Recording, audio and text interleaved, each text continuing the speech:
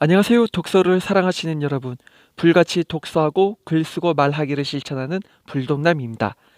이번에 소개해드릴 책은 미치게 친절한 철학이라는 철학 도서입니다. 책의 구성은 고대 철학에서부터 시작하여 포스트 구조주의까지 나와 있는데요. 제목이 말해주듯 철학의 흐름을 친절하게 가르쳐 줍니다. 책의 분량을 보자면 두꺼운 편이고요. 그렇기에 이번 이 책의 서평은 각 챕터별로 나누어 작성해 볼 계획입니다. 먼저 고대 철학을 보도록 하겠습니다. 철학의 시작은 원시적 사유에서 비롯되는데요. 원시적 사유란 신화의 시대라고 보시면 될 것 같습니다. 더 정확히 말하자면 인간이 자신의 생각을 기반으로 세상을 바라보기 전의 시대라 생각하시면 될 것 같아요. 당시 사람들은 모든 자연 현상을 신이 행하는 일로 보았죠. 하지만 언젠가부터 사람들은 신화에 대한 믿음을 의심하기 시작합니다. 그리고는 신탁이 아닌 자기 자신의 판단으로 움직이기 시작하는데요. 여기서 본격적인 철학이 시작됩니다. 자, 그렇다면 본격적인 철학의 태동을 볼까요? 처음에 철학은 터키의 서쪽 해안인 밀레토스 항구 도시에서 시작되었습니다. 이들의 주된 관심사는 자연의 본질을 알아내는 거였죠. 여기서 말하는 본질은 원인 또는 원리라고 바꿔 부를 수 있는데요. 아르케라는 이름으로 부르도록 하겠습니다. 탈레스라는 철학자는 만물의 아르케가 물리라 했고요. 그의 제자인 아낙시만드로스는 시작도 없고 끝도 없는 무한자라고 했습니다. 이후에 등장하는 아낙시메네스는 공기라고 했죠.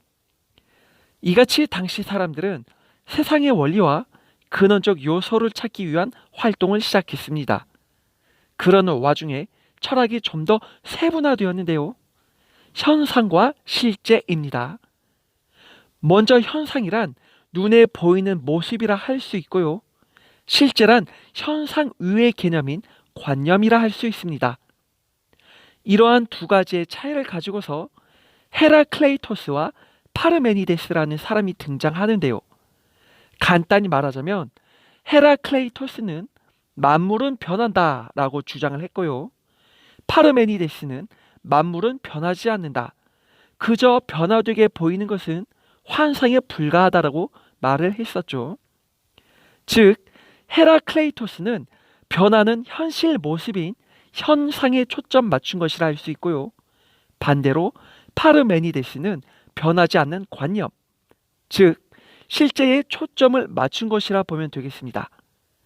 여기서 두 철학자의 주장을 가지고 우리에게 적용시켜 본다면 어떨까요? 현 시대는 급속도로 변하는 시대입니다. 그러니 헤라클레이토스 주장대로라면 변화에 적응할 줄 아는 사람이 되어야 하는 것이고, 동시에 파르메니데스 주장대로라면 세상의 본질을 이해할 수 있는 자세를 갖추어야 한다는 것입니다. 자, 지금까지 자연 철학에 관하여 알아보았는데요. 자연 철학 이후에 등장하는 여러 철학자들이 있습니다. 그들에게는 어떤 말이 나올지 한번 살펴보죠. 먼저 4명의 인물을 소개해 드리려 합니다.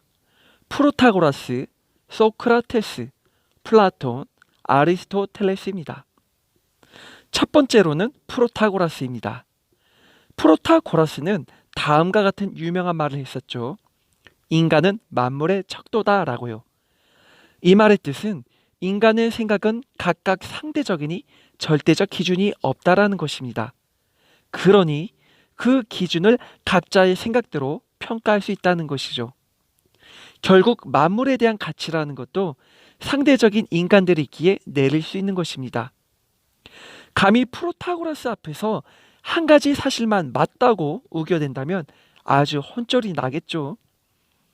두 번째로 소크라테스입니다. 소크라테스는 프로타고라스와는 달리 절대적인 진리가 있다고 보았습니다.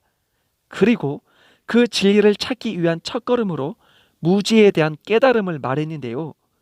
무지에 대한 깨달음이란 내가 모른다는 사실을 전제로 알고자 하는 마음의 연속입니다. 교만한 사람은 더 이상 알려고 하지 않으니 발전이 없겠죠. 그러나 스스로의 무지를 인정한 사람은 내면 안에서 알고 싶어하는 마음이 커지겠죠. 그렇기에 소크라테스는 지혜를 얻고자 한다면 무지를 먼저 깨달으라고 한 것입니다. 세 번째로 플라톤입니다. 플라톤은 지금 현실 세계가 어떤 세계를 그리고 있는 그림자라고 생각했는데요. 그 그림자의 원천은 바로 진리가 있는 세계라 보았습니다. 즉, 이데아의 세계를 말하는 것이죠. 그렇기에 실제의 모형인 현실에서 인간의 삶이란 이데아를 추구하는 것이라고 주장합니다. 이데아를 추구하는 것이 인간으로서 최상의 모습을 이룰 수 있다고 믿었죠. 여기서 인간이 이룰 수 있는 최상의 모습을 아리테라고 합니다.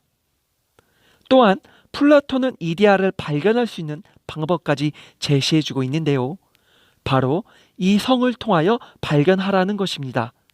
왜냐하면 우리가 가진 오감으로서는 도저히 알아낼 수 없다고 생각했기 때문입니다.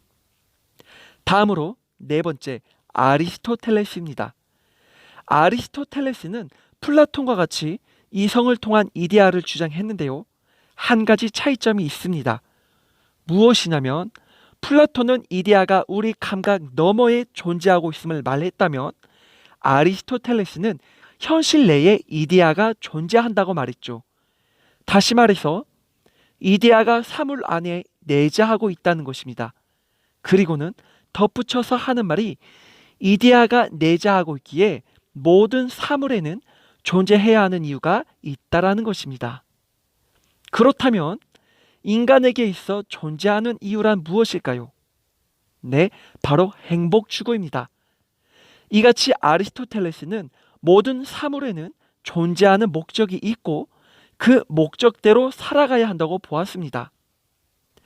이렇게 4명의 철학자들을 보았는데요. 여기서 잠시 지금까지의 내용들을 중간 정리하도록 할게요. 고대의 밀레토스 학파들은 자연의 근본, 즉 만물을 이루는 본질이 무엇인지 규정하려 했습니다. 그리고는 그런 과정 속에서 현실 세계와 관념 세계를 나누어 탐구하기 시작했는데요. 플라톤은 변하는 현상에서 이데아가 있는 실제 세계를 추구하라고 했고요. 아리스토텔레스는 그 이데아가 실제 세계가 아닌 현상 세계에 있다며 존재 목적인 행복을 추구하라고 했죠. 이렇게 지금까지의 흐름을 보았는데요. 다음에 나오는 내용들은 좀 더 구체적으로 들어갑니다. 구체적이란 게 무엇이냐면 인간이 현실에서 어떻게 살아가야 하는지를 말해주고 있는 것이지요. 여기서는 4가지 학파들을 소개해보려 할까 합니다. 4가지 학파에는 견유 학파, 회의주의 학파, 에피쿠로스 학파, 스토아 학파가 있습니다. 이들의 학파는 우주와 삶이 어떻게 조화롭게 이룰 수 있는지 집중적인 탐구를 했는데요. 먼저 첫 번째로 견유 학파를 보겠습니다. 견유라는 뜻은 개같이 살아가는 선비, 즉 철학자라는 의미입니다. 개같이 살아간다고 해서 인간 말종으로 살아간다는 게 아니고 그만큼 재물이 없는 상태로 자유롭게 살아가자는 뜻을 지니고 있습니다. 이런 상태야말로 신에 가까워질 수 있다라고 믿었었죠. 두 번째로는 회의주의 학파입니다. 회의주의 학파는 모든 것을 의심했습니다. 이 말은 당연한 사실로 여겼던 것들에 대하여 꼭 그렇지 않다라며 의심을 하는 것이죠. 이러한 사고방식은 결국 절대적 진리보다는 상대주의적으로 확장시킵니다. 결국 회의주의 학파가 하고 싶은 말은 이런 겁니다. 모든 것에 의심을 함으로 상대적인 것을 인정하라. 그러면 판단을 하지 않게 될 것이고 결국 마음의 평온함을 얻게 될 것이다 라는 것입니다. 세 번째로는 쾌락주의로 알려져 있는 에피쿠로스 학파인데요. 쾌락이라 해서 방탕하며 향락적으로 사는 것을 말하는 게 아닙니다. 이것은 소극적 의미로 고통을 당하지 않는 상태로 번민을 벗어난 삶을 말합니다. 그렇게 세속적 욕망을 죽여야 한다는 것이죠. 이들 역시도 마음의 평온함을 추구했는데요. 그러기 위해서는 금욕과 은둔 생활을 주장했습니다.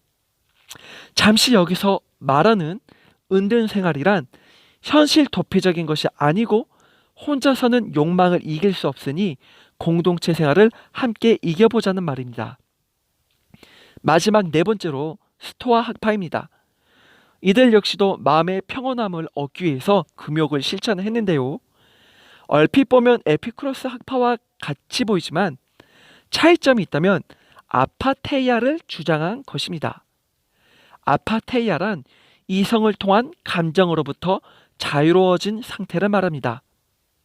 이성을 통하여 평온함을 누린다는 점에서 에피쿠로스 학파와 다른 것이죠. 스토아 학파의 대표적 인물을 들라 한다면 사람은 벌어진 일 때문이 아니라 그것에 대한 자신의 생각 때문에 고통받는다라고 말한 에펙테토스가 있고요.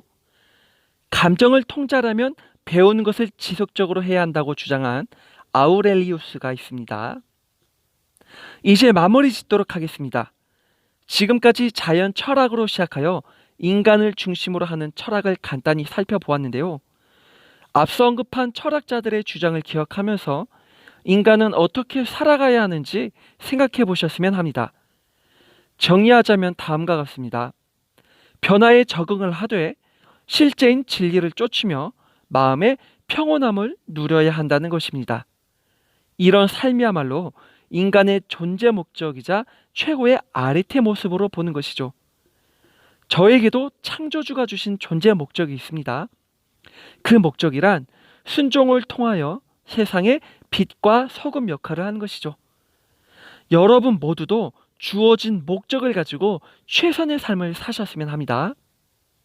이상으로 지금까지 시청해 주셔서 감사합니다.